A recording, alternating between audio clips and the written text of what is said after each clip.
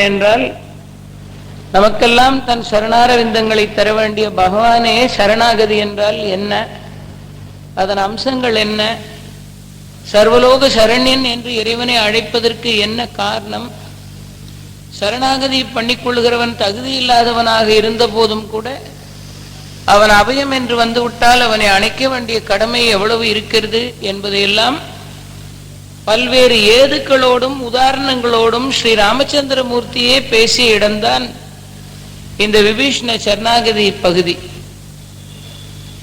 சுக்ரீவனுக்கு பகவான் தன் சரணங்களை தந்தார். ராமாயணத்திலே பரத சரணாகதியை பார்க்கிறோம். குகன் பகவானிடத்திலே தன்னை அடைக்கலப்படுத்திக் கொண்டு சரணாகதி பண்ணி கொண்டான். ஆனால் இவர்களெல்லாம் பகவானிடத்தில் தங்களை அடைக்கலப்படுத்தும் போது சரணாகதியின் சிறப்பை பற்றி இவ்வளவு விஸ்தாரமாக ராமபிரான் பேசவில்லை. விபீஷ்ணனுக்கு சரணாகதி தர வேண்டும் என்கிற சூழ்நிலை உருவாகும் போது பகவானே சரணாகதியினுடைய பெருமைகளை பற்றி பேசுகிற ஒரு நிலை உண்டாயிற்று. அதுதான் இந்த பகுதியினுடைய மிக பெரும் சிறப்பு.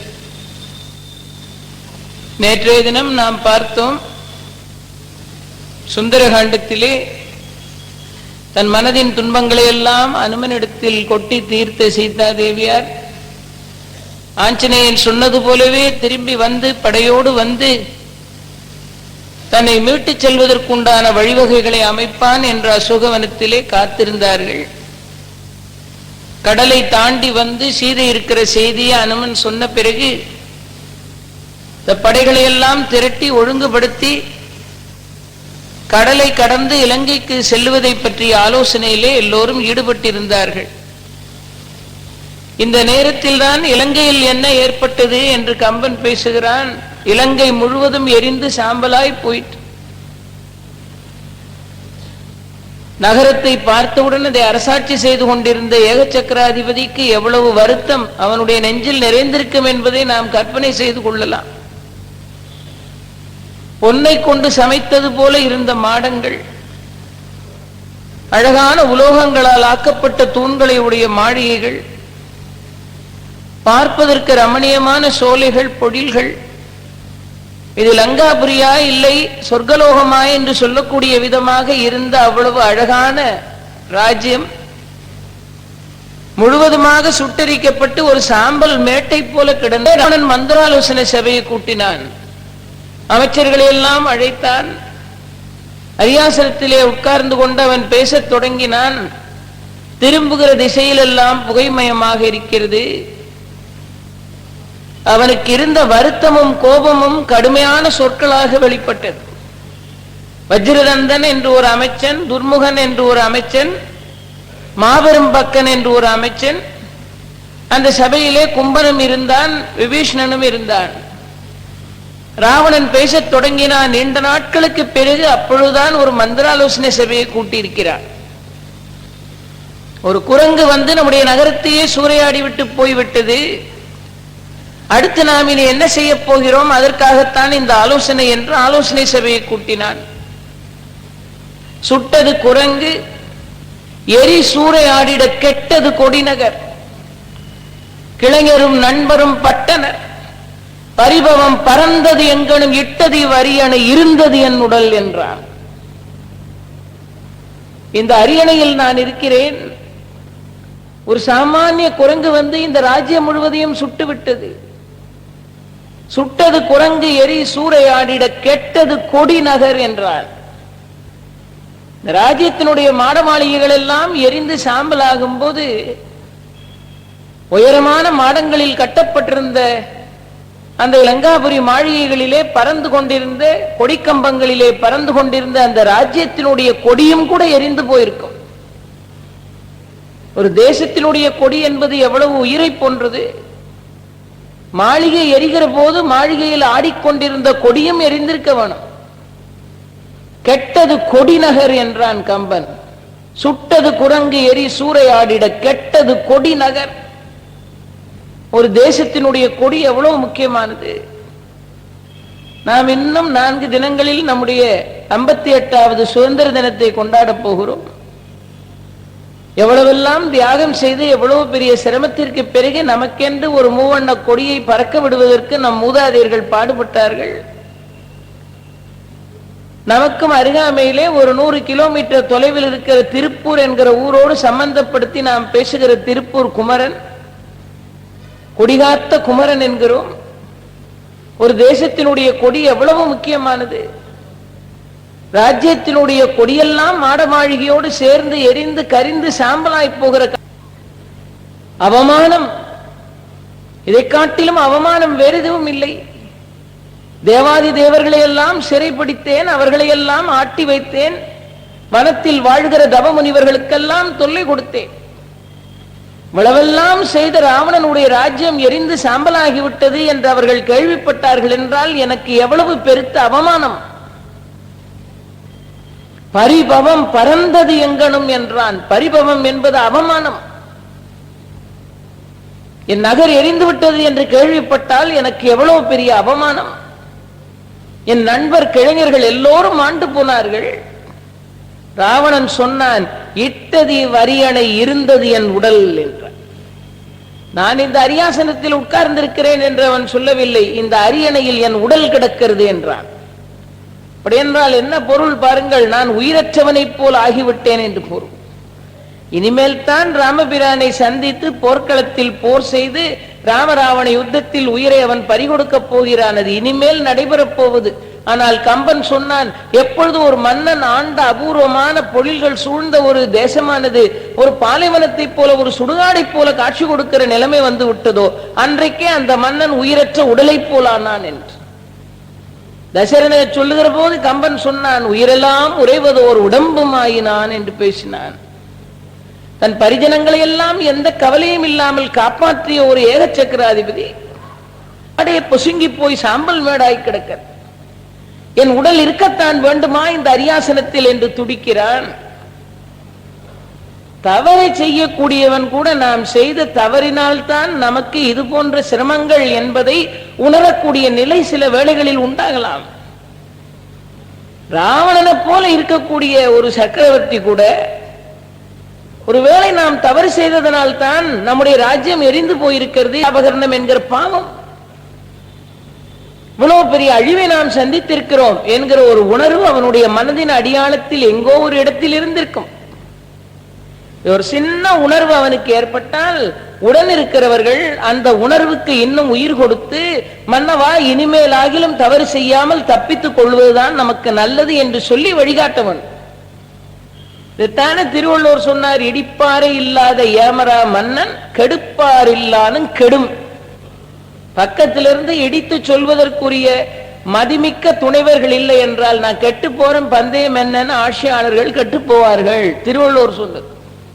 இடிப்பாறை இல்லாத ஏமரா மன்னன் கெடுப்பார் இல்லானும் கெடும். அவர்கள் கெடுக்கிறதுக்கு ஆள் வேண்டியதில்லை. நல்ல அறிவுரை சொல்லக்கூடிய அமைச்சர்கள் அருகில் இருக்க வேணும். ராமாயணத்திலேயே சொல்லி வைத்தார்கள், இனிக்க இனிக்க பேசுவது பெரிய விஷயம் அல்ல, இனிக்க இனிக்க பேசி ஒருவருக்கு கேடு செய்வதை விட கசப்பாக பேசி ஒருவருக்கு நன்மை செய்யுங்கள். மன்னன் எதை செய்தாலும் அது சரி என்று சொல்லுவது என்றால் அது நல்வினையா தீவினையா என்று பகுத்து பார்க்கிற உணர்வு அறிவில் சிறந்த அமைச்சர் பெருமக்களுக்கு வேண்டாமா? என் உடல் இருக்கிறது இந்த அரியாசனத்தில் என்கிறான் ராவணன். அப்படியானால் நடந்திருக்கிற அழிவுக்கும் தன்னுடைய தீ செயலுக்கும் ஏதோ ஒரு தொடர்பு இருக்கலாம் என்கிற ஒரு சின்ன எண்ணம் மனதில் உண்டாகி இருக்கிறது. இனிமேல் வேண்டாம், அபகரணம் பண்ணியிருக்கிற சீதா தேவியாரை விட்டு விடுங்கள் என்று அறிவுரை சொல்ல வேண்டிய அமைச்சர்கள் அப்படி சொல்லாமல் உட்கார்ந்திருந்த ஒரு அமைச்சன் துன்முகன் பேர், பேர்லயே இருக்கிறது அவன் எப்படிப்பட்டவன் என்று, துர்முகன். அவன் பேச ஆரம்பிச்சான், மன்னவா இது போல ஒரு மந்திராலோசனை சபையை கூட்டி நாமெல்லாம் ஒரு ஆலோசனை நடத்துகிறோம் என்று வெளி உலகத்திற்கு தெரிந்தால் கேவலம் யாருக்கும் அஞ்சாத இந்த ராவணன் ஒரு குரங்குக்கு பயந்து ஒரு ஆலோசனை சபையை கூட்டினான் என்று கேவலமாக நம்மை பேச மாட்டார்களா? போயும் போயும் இந்த குரங்கு வந்து அழித்ததற்காக நாம் ஒரு ஆலோசனை சபையை கூட்டுவது? நான் அப்பொழுதே சொன்னேனே அந்த குரங்கை அரண்மனையிலேயே வைத்து கொன்று விடலாம் என்று நீங்கள் தான் கேட்கவில்லை என்று ஒருவன் சொன்னான். பக்கத்தில் இருக்கிற வஜ்ரதந்தன் என்கிற ஒருவன் பேசினான், திக்கயம் வலியில தேவர் மெல்லியர் முக்கணான் கையிலையும் முரணின்றாயது. இந்த உலகத்தில் தேவாதி தேவர்கள் வலிமை உடையவர்கள் அல்ல, அஷ்டதி கஜங்கள் வலிமை அல்ல, கையிலே தூக்கி எடுத்த ராவணன் வலிமை உடையவன் அல்ல, கேவலம் இந்த குரங்குதான் வலிமை உடையதா? மனிதர்களும் குரங்குகளும் தான் வலிமை மிகுந்தவர்களாக ஆகி போனார்கள் என்று உலகம் பேசுவதற்கா நாம் இப்படி ஒரு மந்திர ஆலோசனை சபையை கூட்டுவது? சுற்றி இருந்தவர்கள் எல்லாம் பேசினார்கள். மந்திர ஆலோசனை சபையை கூட்டினதே தவறு. குரங்கை அழித்திருக்க வேண்டும். நாம் அச்சப்படக்கூடாது. நாம் யார்? தேவாதி தேவர்களை எல்லாம் வென்றவர்கள். கொஞ்சம் மனசுல ஏதோ ஒரு கேடு வந்திருக்கிறதேன்னு நினைச்சு பார்க்கறதுக்குள்ள அவனை பழையபடி ஒரு பாழும் அகழிக்குள்ள தள்ளின மாதிரி தள்ளினார்கள் சுற்றி இருந்த அமைச்சர்கள் பேசிய பேச்சு. ஆக அவன் திருந்துவதற்கு கொஞ்சம் கூட வழி உண்டாகவில்லை. ஒரு தப்ப பண்ணும் போது இது தவறுன்னு இதமா பதமா சுட்டி காட்டினால் எப்பேற்பட்டவர்களும் சிந்திக்க தொடங்குவாங்க. தீபாவளி நேரத்தில் கொண்டு போய் ஒரு கடையில ஒரு சட்டையை கொண்டு கொடுத்து, புது சட்டை வருஷந்தோறும் எனக்கு புது சட்டை போடுற வாய்ப்பே கிடைக்க மாட்டேங்குதுப்பா, இந்த வருஷமாவது எனக்கு தீபாவளி வரத்துக்கு 5 நாளைக்கு முன்னால தைச்சு கொடுன்னு அந்த டெய்லரோட நண்பர் கொண்டு போய் சட்டையை கொடுத்தார். இவன் நண்பன் தானேன்னு அந்த டெய்லர் தைக்கவே மாட்டான். கடைசி வரைக்கும் தக்காமலே வச்சிருந்து தீபாவளி அன்னைக்கு ராத்திரி கடையை பூட்டிட்டு போயிட்டான். தீபாவளி எல்லாம் கழிஞ்சு இவன் போனா போய் உங்ககிட்ட கொடுத்தேன் பாரு, தீபாவளி அன்னைக்கும் பழைய சட்டையை போட வச்சுட்டே இல்ல, நான் தானே கொண்டாந்து கொடுத்து உங்ககிட்ட என்னவெல்லாம் சொன்னேன், நான் என்னப்பா செய்யறது, மற்றவங்கள்ட்ட சொல்ல முடியுமா, ஏகப்பட்ட வேலை, உங்ககிட்ட என்ன சொல்லிக்கலாம்ல, தீபாவளி நேரத்தில் தைச்சா சட்டை நல்லா இருக்காது, அவசரமா முள்ள தைச்சா நல்லா இருக்கும், 2 நாள் கழிச்சு தைச்சு கொடுக்குறேன். அடுத்த தீபாவளி வரும்போது இதையே ஞாபகத்துல வச்சு இந்த சட்டை எடுத்தவன் 1 மாசத்துக்கு முன்னால சட்டை துணியை கொண்டு கொடுத்துட்டான். நீ முதல்ல எனக்கு இதை தச்சு கொடுத்துட்டு அடுத்த வேலை பாருனா. உடனே அந்த டெய்லர் சொன்னாரு, போன வருஷமே உனக்கு தச்சு கொடுக்காம போயிட்டேன், இந்த தடவை கண்டிப்பா உன் சட்டை தான் முதல்ல புதன்கிழமை வந்து வாங்கிக்கோ, பொன் கிடைச்சாலும் புதன் கிடைக்காதுன்றார். சரியா புதன்கிழமை ஆபீஸ் முடிஞ்சு கடைக்கு போனா. உடனே அந்த டெய்லர் சொல்றாரு, நீ சாதாரண துணின்னு சொன்னேன்னா தைச்சிருப்பேன், நீ தீபாவளிக்குன்னு சொல்லிட்டதுனால முதல் புது சட்டையை வெட்டுறதுக்கு ஒரு நல்ல நேரம் பார்க்கணுமேன்னு இருந்த, அஷ்டமி நவமியா போச்சு, ஞாயிற்றுக்கிழமை வந்தேன்னா கொடுத்துருவேன்னார். சரி ஞாயிற்றுக்கிழமை போனா, ஞாயிற்றுக்கிழமையும் தைக்கல, சொன்ன மாதிரியே 1 வாரம் 2 வாரம் 3 வாரம் ஆகி போச்சு. கடைசியில் தீபாவளியும் வந்துட்டு இவன் சட்டையும் கொடுக்கல. தீபாவளி முடிஞ்சு வழக்கம் போல கோபத்துல போனான். இந்த வருஷமும் பழைய சட்டையை போட வச்சுட்டே இல்லை அப்படின்னு கோபத்தோட போய், உன் சவகாசமே வேண்டாம்ப்பா, இனிமே உங்ககிட்ட நான் சட்டை தைக்க வரல அப்படின்னு இவன் கோபத்துல போய் கத்துறான். உடனே அந்த டெய்லர் நினைச்சாரு, நம்ம மேலதான தப்பு, போன வருஷமும் இப்படி பண்ணிட்டோம், இந்த வருஷமும் இப்படி செஞ்சிருக்கப்படாது அப்படின்னு. சரி கோவிச்சுக்காத, நீ முதல்ல கொண்டு கொடுத்ததுனால துணி எல்லா துணிகளோடையும் சேர்ந்து எங்கேயோ மாட்டிக்கிட்டு, கண்டிப்பா பார்த்து எடுத்து தைச்சு தந்துடுறேன், கோவப்படாது அப்படின்னு அந்த டெய்லர் சொல்றார். அவர் ஒழுங்காத்தான் சொல்லிக்கிட்டு இருந்தார், தான் தப்ப உணர்ந்து. அந்த கடையில உட்கார்ந்து காசா போடுற பையன், ஒரு குட்டி பையன் இருந்தான். அந்த பையன் இந்த டெய்லர் சொல்றாரு அவனை பார்த்து, சரி பொறுத்துக்கோ கோவப்படாதுன்னார். இந்த காசா போடுற பையன் சொல்றான், இந்த மாதிரி காலில் வெந்நிய கொட்டிக்கிட்டு துணி சட்டைன்னு அலறானே, இவனுக்கெல்லாம் தச்சு கொடுக்க கூடாது முதலாளி, தூக்கி வீசுங்க அப்படின்னா.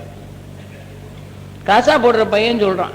இவர் அது வரைக்கும் ஒழுங்காத்தான் பேசிக்கிட்டு இருந்தாரு, தினம் வந்து சட்டைன்னு தொல்லை பண்ணிக்கிட்டு, இவனை மாதிரி ஆளுக்கெல்லாம் நம்ம தச்சு கொடுக்க கூடாது அப்படின்னா. உடனே அந்த டெய்லர் என்ன செஞ்சார், இந்த வாரப்பா காலையில வந்து ஒரு துணியை வாங்கிட்டு வரீங்க, அது போய் தச்சுக்க, சும்மா வந்து எதையோ பேசிக்கிட்டு இருக்காத, வியாபாரம் நடக்கிற இடத்துல அப்படிங்கிறார். எப்படி பாருங்க, மனசு நாம் செய்வது தவறு என்பதை உணர்கிற நிலைமைக்கு வரும்போது பக்கத்தில் இருக்கிறவன் நீ செஞ்சது சரிதாங்கிறான். அப்ப தவறுன்னு நினைக்கும் போது என்ன செய்கிறான் பாருங்கள், மீண்டும் அதுதான் சரி என்று செய்த தவறையே திரும்ப அழுத்தமா செய்ய ஆரம்பிச்சிடும். அதைத்தான் திருவள்ளுவர் சொல்லுகிறார். இதைத்தான் ராவணன் செய்தான். சுற்றி இருக்கிற அமைச்சர்கள் எல்லாம் நீ செய்தது சரிதான் என்று பேச ஆரம்பித்தார்கள். பக்கத்தில் உட்கார்ந்து இருந்த ராவணனுடைய புத்தர்னான இந்திரஜித்தன் சொன்ன, அப்பா சண்டைக்கு வருவார்கள் என்று சொல்லுகிறாயே, நாம் சீதாபகரணம் பண்ணி இருப்பதனால் சண்டைக்கு வருவார்கள் என்று இவர்கள் எல்லாம் பேசிக் கொண்டிருக்கிறார்களே, அவர்கள் எல்லாம் என்ன தேரோடு வருவார்களா, யானையோடு வருவார்களா, குதிரையோடு வருவார்களா? கூனல் முதுகின் குரங்கொடு வெல்வார்னா, யானை இலர் புறவி தேர்ப்புறவி யாதும் இலர். யானையும் கிடையாது, தேரும் கிடையாது, குதிரையும் கிடையாது, வெறும் கூனல் முதுகுடைய குரங்கோட வந்து நம்மை வெல்வார்கள் என்று உலகம் பேசுகிறது. இது எவ்வளவு அபத்தமானது, நீ கவலைப்படாதே, நாம் பிடித்த பெண்ணை விடக்கூடாது என்றான் இந்திரஜித்தன். இதை கேட்டுக்கிட்டே உட்கார்ந்து இருந்தான் விபீஷணன். அவன் சொன்னான், தம்பி, கண்ணில்லான் கருத்தில்லான் கை கொண்டு திருத்துவான் சித்திரமனைய நீ செப்புவாய் என்றான். நீ பேசுகிற பேச்சு கொஞ்சம் கூட நல்லா இல்லை இந்திரஜித்தா, கண்ணும் கருத்தும் இல்லாதவன், கண் இல்லாதவன் சித்திரம் வரைஞ்சி கருத்து இல்லாதவன் அதை திருத்தினா எப்படி இருக்கும், அது மாதிரி இருக்கும் உன்னோட பேச்சு, பொருத்தம் இல்லாமல் பேசிக்கொண்டிருக்கிறாய் என்று விபீஷணன் சொல்லுகிறான். அந்த சபையில கும்பகர்ணனும் உட்கார்ந்துதான் இருந்தா. எல்லா அமைச்சர்களும் பேசினார்கள், கும்பகர்ணன் பேசாம உட்கார்ந்து இருந்தா.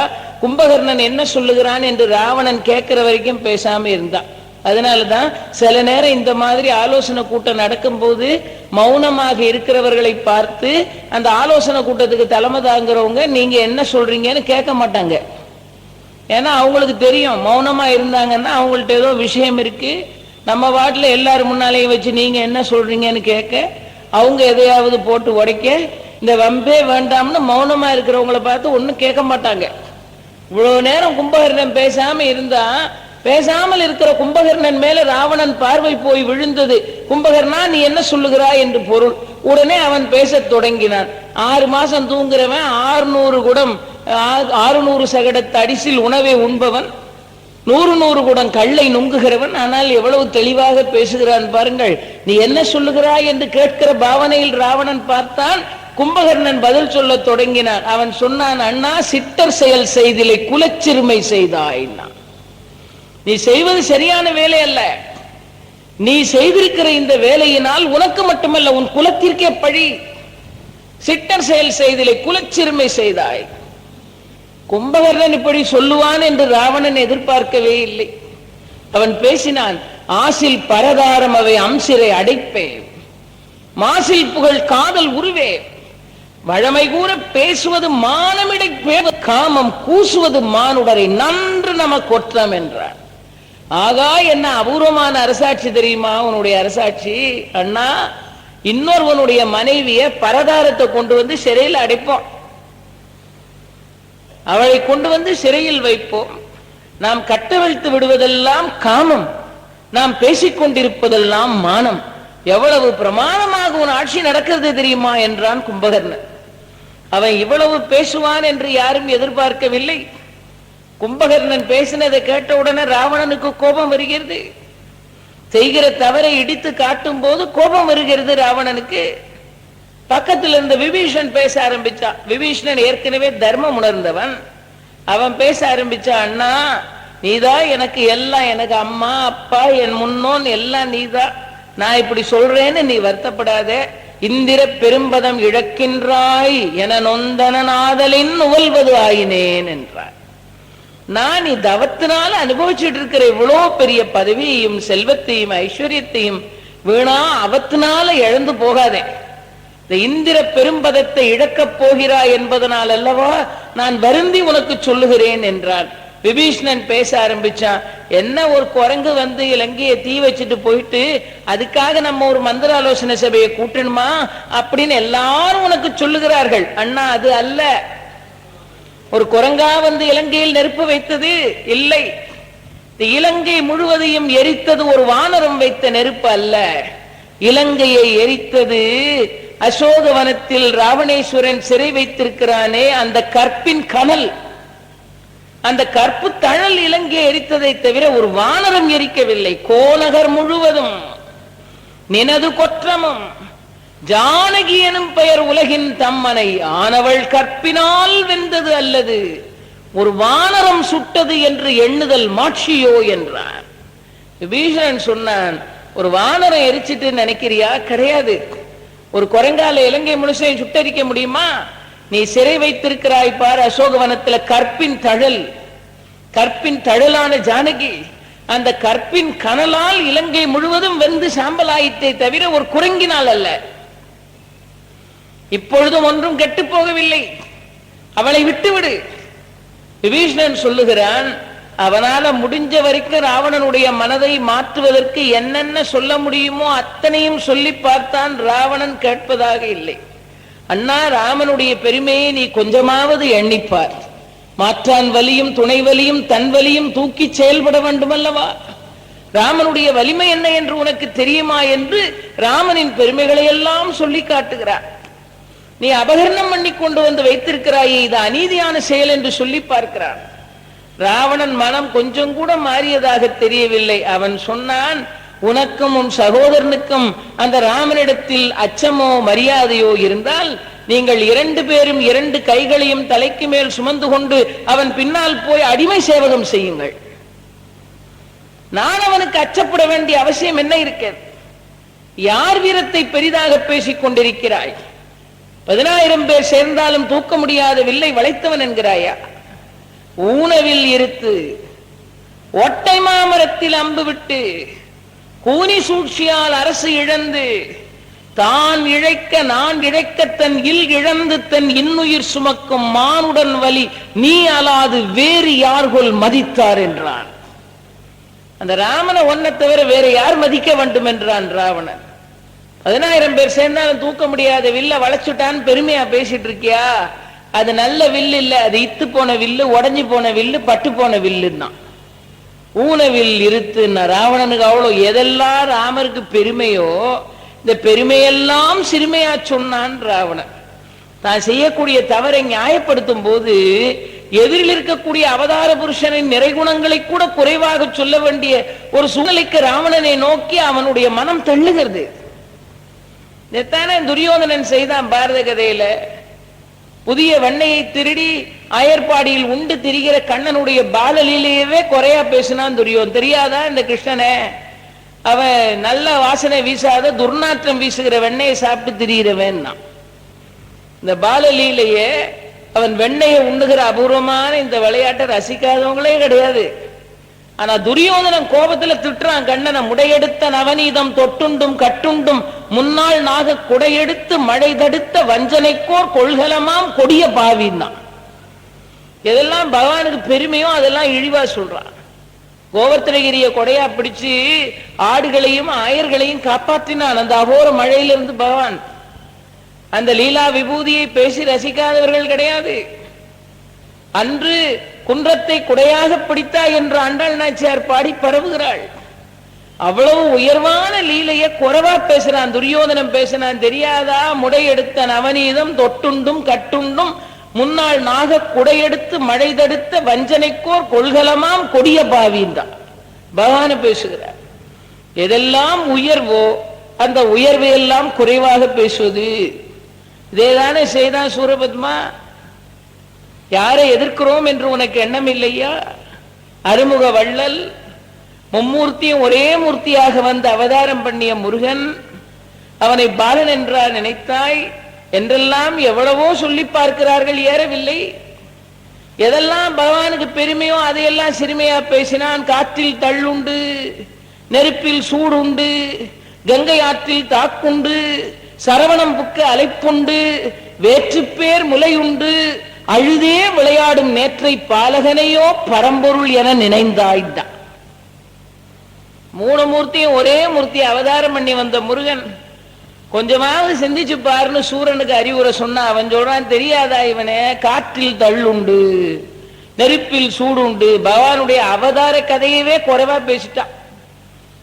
சுப்பிரமணிய பெருமான் ஈசனுடைய நெற்றி கண்ணிலே இருந்து பொறிகளாக வந்தவன். அந்த நெற்றி பொறிகள் அப்படி பாஞ்சு வந்து ஆகாச மார்க்கமா வந்து அந்த பொறிகளை அக்னி பகவானும் வாயு பகவானும் மாறி மாறி சுமந்து கொண்டு போகிறார்கள். அந்த நெற்றி பொறிகளை அக்னியாலேயே சுமக்க முடியவில்லை. அதுதானே முருகனுடைய திரு அவதார கதை. அக்னியால சுமக்க முடியல, சூடு தாங்க முடியல. அவர் தங்கையிலிருந்து வாயு பகவான் கைக்கு மாத்துறார். மாத்தி மாத்தி 2 பேரும் அக்னியும் வாயு பகவானும் சுமந்துட்டு போய் அப்புறமா கொண்டு போய் கங்கையில விட்டார்கள். அந்த நெற்றி பொறிகள் சரவண பொய்கையில போய் குளிர்ந்து 6 குழந்தை வடிவமாக முருகன் காட்சி அருளினான் என்பது அவதார கதை. இது அருமையா சொன்னார்கள். நெற்றி பொறியிலிருந்து அக்னி ஜுவாலையாக வந்தவன், ஆகாசத்தை கடந்து வந்தவன். அக்னி பகவானுடைய கையில சுமந்து கொண்டு போனார், அந்த அக்னியும் கடந்தவன். வாயு பகவான் கையில சுமந்துட்டு போனார், வாயுவையும் கடந்தவன். கங்கையில கொண்டு போய் விட்டார்கள், ஜலத்தையும் கடந்தவன். சரவண பொய்கை என்கிற பிருத்திவிக்கு வந்து சேர்ந்தார், நாணல் புல்லுக்கு மேல அதையும் கடந்தவன். ஆக இறைவன் பஞ்சபூதங்களால் கட்டுப்படுத்தப்பட முடியாதவன். பஞ்சபூதங்களை கடந்தவன், ஆகாசத்தை கடந்தவன், காற்றை கடந்தவன், நீரை கடந்தவன், நிலத்தை கடந்தவன், அக்னியை கடந்தவன். இதுதானே அவ்வளவு சிறப்பு முருகனுக்கு. அதனால்தானே கச்சேப சிவாச்சாரியார் கருணை கூர் முகங்கள் 6 கரங்கள் 12 கொண்டு ஒரு திருமுருகன் உதித்தனன் உலகம் உய்ய என்று தலைமையில வைத்து கொண்டாடுகிறார். இதெல்லாம் இந்த முருகனுக்கு பெருமையோ அதையெல்லாம் குறையா பேசினா சூரன். அதான் சொன்னார்கள், அழிவு வருகிற காலத்துல முதல்ல பாதகமா போறது என்னன்னா பேச்சு தான். பின்னால அழிவு வரப்போகுதுன்னா அதுக்கு ஏத்த மாதிரி ஒரு பேச்சு தான் பாதகமா வருது. அவ்வளவு பாதகமா பேசினான் சூரன். காற்றில் தள்ளுண்டு, நெருப்பில் சூடுண்டு, கங்கை ஆற்றில் தாக்குண்டு, சரவணம் புக்கு அலைப்புண்டு, வேற்று பேர் முலையுண்டு அழுதே விளையாடும்னா என்னன்னா கார்த்திகை மாதர் பால அறுத்துனாங்களா, அதையே குறையா சொல்றான். அழுதே விளையாடும் நேற்றை பாலகனையோ பரம்பொருள் என நினைந்தாய்னா. துரியோதனனும் இதே கோணத்துல தான் பேசினான், அழிந்தான். சூரனும் இதே கோணத்தில் தான் பேசினான், அழிந்தான். ராவணனும் அதே கோணத்தில் தான் பேசுகிறான், ஊனவில் இருத்து. ஒட்டைமா மரத்தில் அம்பு விட்டு. ஊனவில் என்பது 10,000 பேர் சேர்ந்தாலும் தூக்க முடியாத வில்ல வளைச்சி சீதையை திருமணம் பண்ணினானே, அந்த வில்ல ஓட்ட வில்லுங்கிறான். அதெல்லாம் பெரிய வில்லாடா, அது இத்து போன ஓட்ட வில்லுன்னா. இவங்கிட்ட விபீஷணன் ஒண்ணும் கேட்கல, அவனே சொல்றான், ஓஹோ அந்த வில்ல வளைச்சதுனால பெரிய வீரன் நினைச்சுக்கிட்டியா, அது ஓட்ட வில்லு, அது இத்து போன வில்லு அப்படின்னா. இது பெரிய மனுஷனுக்கு ஏத்த மாதிரி இல்ல பாருங்க ராவணன் பேசுகிற இந்த பாஷை. அடுத்தாப்புல சொல்றான், அந்த 7 மராமரத்தையும் ஒரு அம்பை விட்டு தொலைச்சான்னு பெரிய வீரன் நினைச்சுக்கிட்டு இருக்கியா, அது 7 பட்டு போன மரம். ஒட்டை மாமரத்தில் அம்பு விட்டு, கேவலம் ஒரு கூனி 4 அடி உயரம் தான் இருப்பா, அவன் முதுகு வேற எப்படி வளைஞ்சு கிடக்குது. அந்த கோணல் முதுகுடைய கூனி பண்ண சூழ்ச்சியில நிக்க முடியாம ராஜ்யத்தை அங்க பறி கொடுத்துட்டு இங்க ஓடி வந்தான். நீ என்ன பெரிய வீரன்கிற? சரி காட்டுக்குள்ளதான் வந்தானே, வந்த இடத்துலயாவது வீரத்தை காத்துக்கிட்டு நிம்மதியா இருக்க முடிஞ்சதா? இங்கேயும் நாம் பண்ணின சூழ்ச்சியில மாட்டிக்கிட்டு தன்னுடைய மனைவியை இழந்து பரிதவிச்சு நிற்கிறான். இவனையா நீ வீரன் என்று சொல்லிக் கொண்டிருக்கிறாய் என்கிறான் ராவணன். ஊனவில் இருத்து ஒட்டை மாமரத்தில் அம்பு விட்டு கூனி சூழ்ச்சியால் அரசு இழந்து வனம் குறுகி யான் இழைக்க தன் இல் இழந்து